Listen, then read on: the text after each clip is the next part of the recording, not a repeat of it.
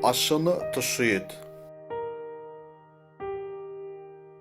Ақылы мен ісі ұштасқан адам уайым қайғыны, жамандықты қашанда жақсыға айналдырады. Ал әрдайым кері татпа, қорқақ адам жамандықты керісінше екі есеге ұлғайтады. Ардақты Мұхаммед саллаллаху алейхи уассалам пайғамбар өзінің кіндік қаны тамған Мекке қаласынан Мәдинаға мәжбүрлікпен қоныс аударған еді.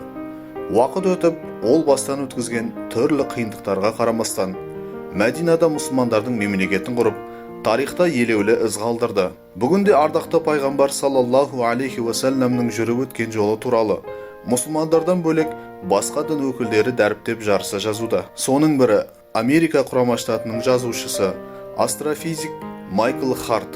Ол әлемде ең көп сатылымға ие болған тарихтағы ең ықпалды 100 тұлғаның рейтингі атты кітаптың авторы.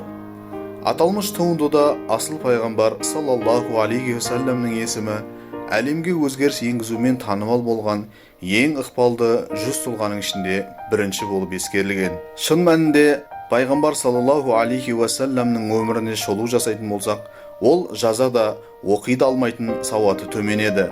Ешқандай өркениет дамымаған шөл дала тайпасынан шығып, жаратқанның таңдаулы елшісіне айналды.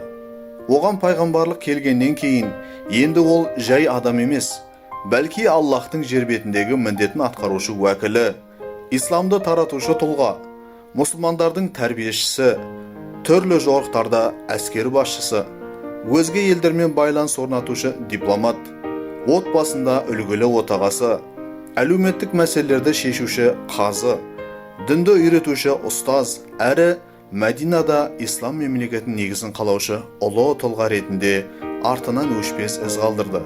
Өмірде қанша қиындықты көрсе де, жоғарыда аталған мұндай көптеген жауапкершілігі бар қызметті еш мұңаймастан, күрсінбестен жүзі әрдайым күлімсіреген күйі толық атқарып шығу таң қалдырарлық дүние емес пе? Бұл пайғамбар саллаллаху алейхи уассаламның дін жолындағы елеулі еңбегі еді.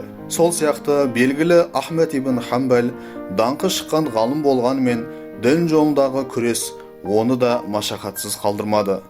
Ол жергілікті Мутазилит ағымының кесірінен бірнеше рет зынданға тасталды. Жүсіп алейхиссалам пайғамбар да бауырларының оған көрсеткен зұлымдығынан Мысырға құл болып сатылып, 40 жыл бойы туған туыстарынан жырақта өмір сүрді. Сабырлық пен төзімділік танытудың нәтижесінде Жүсіп алейхиссалам пайғамбар Мысыр патшасының көмекшісіне айналды.